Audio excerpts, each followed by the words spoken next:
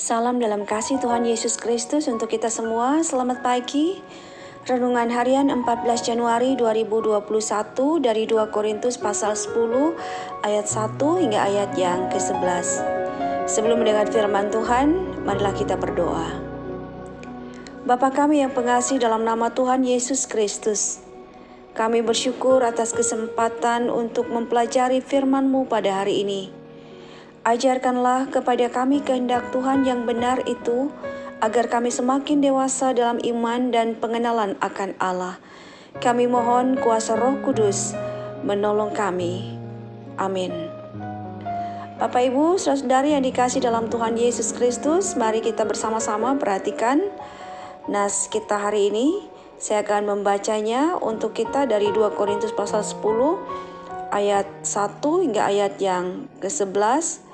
Demikian bunyinya tentang sikap Paulus. Aku, Paulus, seorang yang tidak berani bila berhadapan muka dengan kamu, tetapi berani terhadap kamu bila berjauhan. Aku memperingatkan kamu demi Kristus yang lemah lembut dan ramah.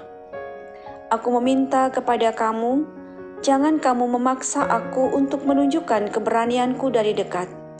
Sebagaimana aku berniat bertindak keras terhadap orang-orang tertentu yang menyangka bahwa kami hidup secara duniawi. Memang kami masih hidup di dunia, tetapi kami tidak berjuang secara duniawi. Karena senjata kami dalam perjuangan bukanlah senjata duniawi, melainkan senjata yang diperlengkapi dengan kuasa Allah, yang sanggup untuk meruntuhkan benteng-benteng. Kami mematahkan setiap siasat orang dan merubuhkan setiap kubu yang dibangun oleh keangkuhan manusia untuk menentang pengenalan akan Allah. Kami menawan segala pikiran dan menaklukkannya kepada Kristus. Dan kami siap sedia untuk menghukum setiap kedurhakaan bila ketaatan kamu telah menjadi sempurna. Tengoklah yang nyata di depan mata kamu. Kalau ada seorang benar-benar yakin bahwa ia adalah milik Kristus, hendaklah ia berpikir di dalam hatinya bahwa kami juga adalah milik Kristus sama seperti dia. Bahkan jikalau aku agak berlebih-lebihan bermegah atas kuasa yang dikaruniakan Tuhan kepada kami untuk membangun dan bukan untuk meruntuhkan kamu, maka dalam hal itu aku tidak akan mendapat malu. Tetapi aku tidak mau kelihatan seolah-olah aku menakut-nakuti kamu dengan surat-suratku. Sebab, kata orang, surat-suratnya memang tegas dan keras, tetapi bila berhadapan muka sikapnya lemah dan perkataan-perkataannya tidak berarti. Tetapi hendaklah orang-orang yang berkata demikian menginsafi bahwa tindakan kami bila berhadapan muka sama seperti perkataan kami dalam surat-surat kami bila tidak berhadapan muka. Bapak Ibu saudara yang dikasih Tuhan, dari nas firman Tuhan hari ini saya memberi tema diperlengkapi dengan kuasa Allah. Ketika menghadapi tantangan dalam tugas pelayanan pekabaran Injil, harus diakui memang bukan pekerjaan yang gampang dilakukan. Ada orang-orang atau pelayan atau gembala yang sungguh-sungguh bekerja dengan motivasi yang benar, dengan pengabdian, sehingga walaupun banyak kesulitan, penderitaan, kekurangan, tetap dilaksanakan. Karena pelayanan itu adalah hal yang mutlak, mengingat anugerah keselamatan dari Tuhan di dalam Yesus Kristus. Dan Yesus sendiri mengajarkan bahwa seorang gembala yang baik akan memberikan nyawanya bagi domba-dombanya. Maka sangat berbeda dengan gembala yang palsu, oknum-oknum atau kelompok-kelompok yang bekerja karena motivasi dan kepentingan tertentu, yang memakai metode atau cara-cara yang menarik, yang kadang-kala juga dibungkus dengan perkataan-perkataan rohani yang menarik, sehingga mempengaruhi domba atau jemaat agar mengorbankan segala yang dipunyainya untuk mereka. Kelompok atau oknum seperti itu tidak akan mau mendukung atau bekerja sama dengan orang yang sungguh-sungguh memajukan kegiatan pelayanan demi pekabaran Injil. Saudara, hal ini sering terjadi dalam kehidupan pelayanan gereja hingga sekarang ini. Bapak Ibu yang dikasihi Tuhan, dari teks nas kita hari ini, kita akan belajar dari sikap Rasul Paulus bagaimana menghadapi jemaat Korintus yang sudah dipengaruhi, yang sudah diprovokasi, baik sikap, hati, dan pikiran mereka, agar mereka tidak perlu menerima pelayanan Rasul Paulus lagi. Itu sebabnya jemaat Korintus telah mengabaikan Paulus sebagai pemimpin mereka yang sudah membangun mereka dan lebih memilih kagum kepada pemimpin yang lain karena kelebihan, karena kehebatan, kekayaan, dan juga kepasihan yang mereka miliki.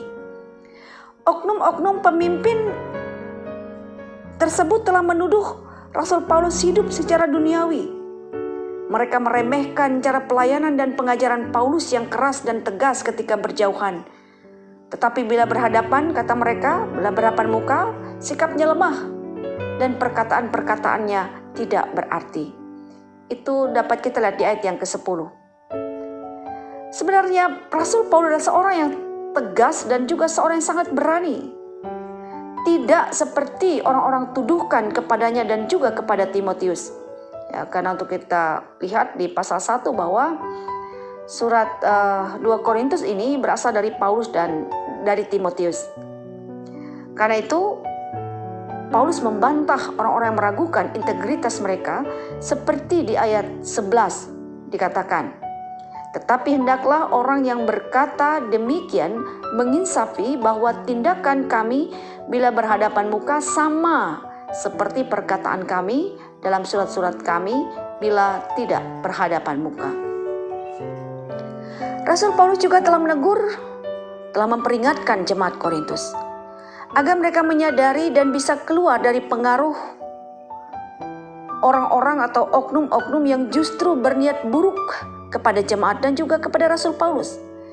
Karena itu Paulus mengatakan bahwa demi Kristus yang lemah lembut dan ramah dengan segala kerendahan hatinya, Paulus ingin memperbaiki hubungan atau keadaan yang sempat rusak karena orang lain yang datang untuk mengacaukan pikiran jemaat Korintus karena motivasi yang salah.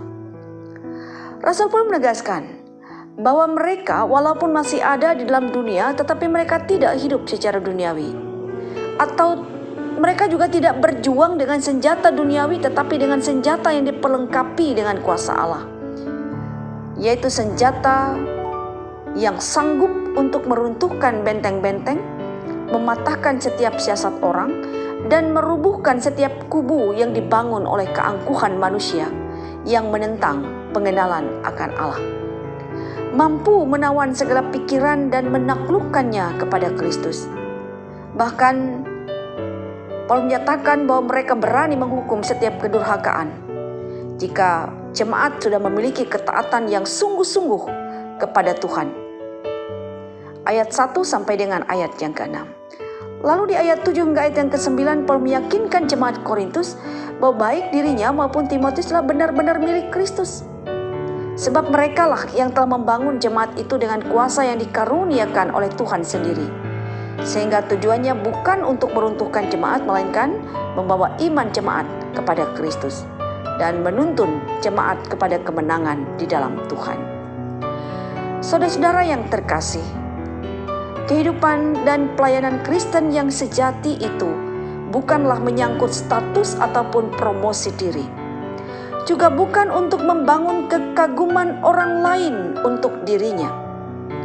Tetapi pelayanan itu hakikatnya adalah bagaimana diri dan hidup kita membawa orang lain kepada satu pribadi, yaitu Yesus Kristus.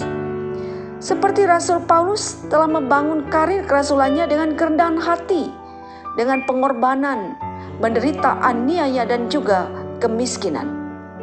Tetapi ia telah menyerahkan dirinya untuk misi Kristus tanpa membanggakan segala hal yang merupakan pencapaian dari apa yang dilakukannya.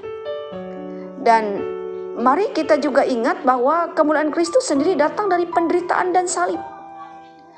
Saudara dikasih Tuhan, jika dalam tugas pelayanan yang kita lakukan itu diperlengkapi oleh kuasa Allah, pasti tidak ada motivasi oleh tujuan membangun benteng, membangun siasat atau kubu, atau pikiran buruk bagi orang lain.